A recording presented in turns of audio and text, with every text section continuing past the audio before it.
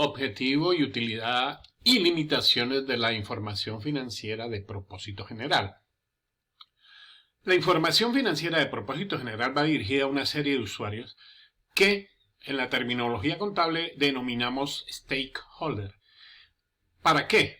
Para que ellos tomen la mejor decisión, o sea, para ayudarles a la toma de la mejor decisión. Eso es lo que se llama utilidad para la información. Estas decisiones pueden ser de comprar, vender o tener acciones que se denominan instrumentos de patrimonio o bonos, deuda o instrumentos de deuda.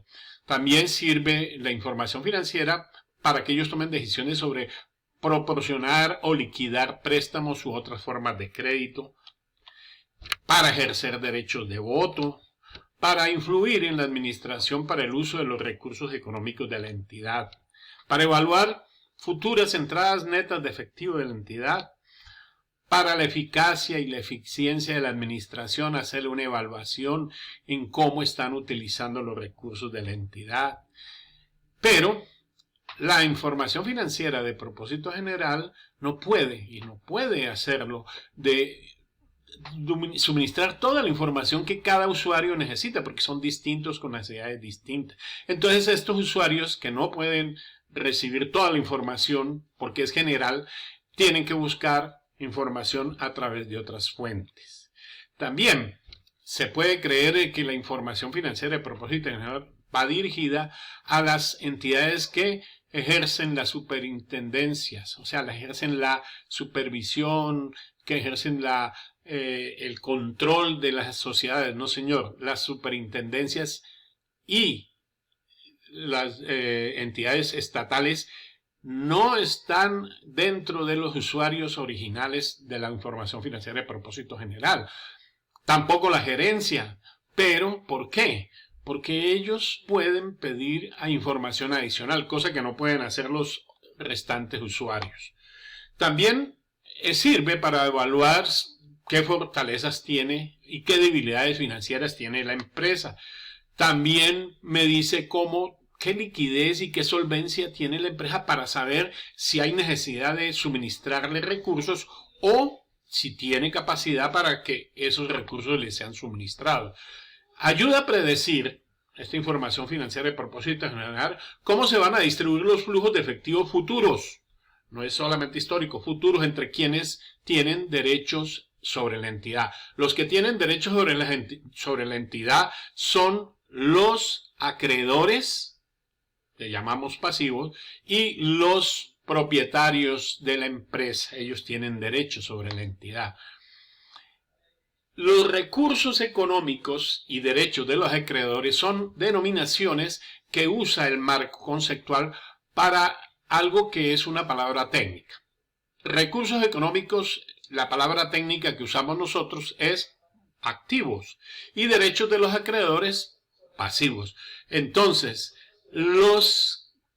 la entidad informa sobre qué recursos tiene, activos, qué derechos tienen los acreedores pasivos y cuánto le queda a los dueños, que es lo que llamamos el patrimonio de los dueños. Esto se refleja en el estado de situación financiera.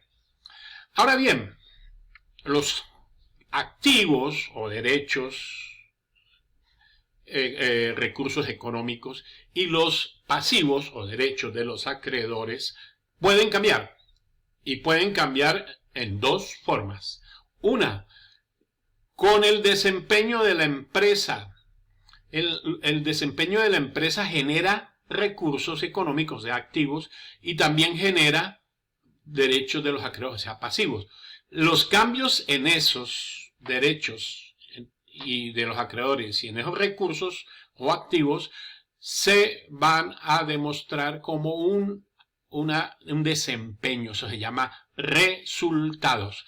Pero esos cambios no solamente los produce la propia empresa, también puede haber cambios en los activos y los pasivos que se originan porque los propietarios del patrimonio aportan dinero, aportan activos o recobran activos, recobran sus deudas. Entonces eso que recobrar la deuda se denomina dividendo. Entonces allí hay dos tipos de cambios en los activos y los pasivos.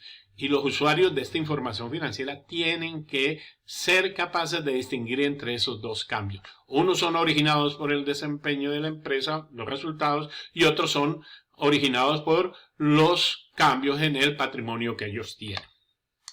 Ahora bien, el rendimiento financiero, reflejado por la contabilidad de acumulación o devengo, está circunscrito a un periodo y representa, como lo decíamos anteriormente, los cambios que hay en los activos y en los pasivos que se obtienen distinto de los que se obtienen por acción de los propietarios. O sea, esto me permite evaluar como usuario de la información cuál es la capacidad pasada y cuál va a ser prospectivamente la capacidad futura para generar entradas netas de efectivo.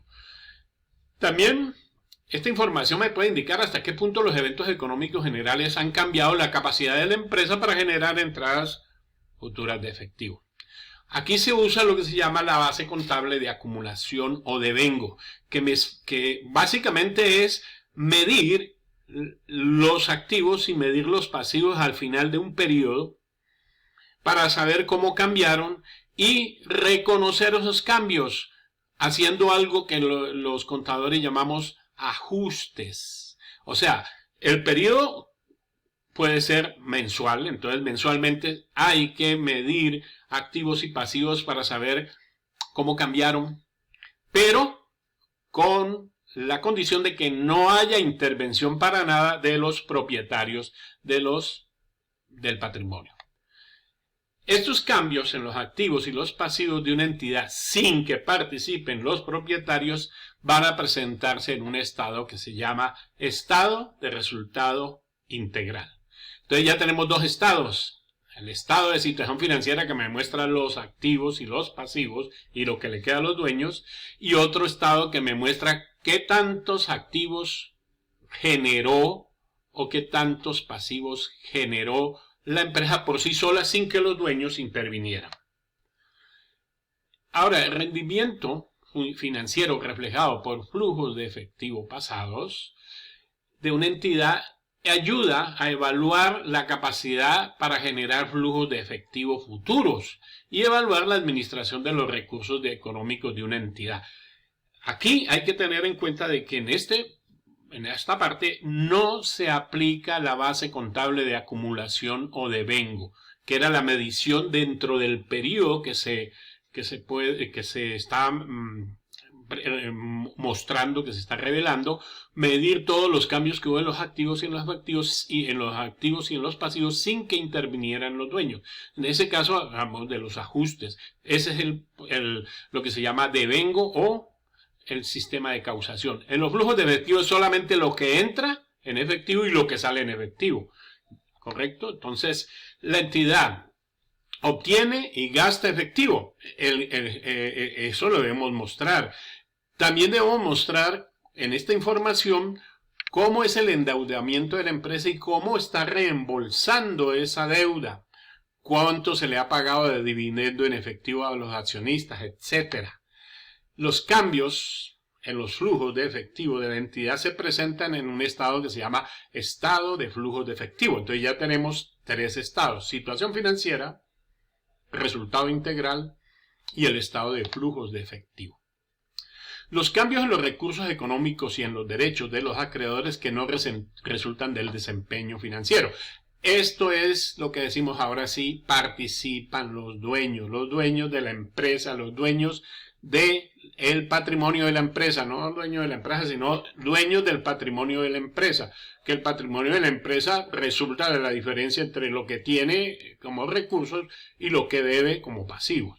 Entonces, los cambios en los recursos económicos de una entidad, cambios en los activos y cambios en los derechos de los acreedores, cambios en los pasivos, que se originan en distinta forma del desempeño económico, que puede ser por emisión de instrumentos de patrimonio, se llaman acciones, o distribuciones de efectivo u otros activos a los accionistas, que se llama dividendos. se necesitan para determinar en forma total cómo fue el cambio en los activos y en los pasivos. Entonces, en este caso, ya se va a presentar en un estado que se denomina estado de cambios en el patrimonio.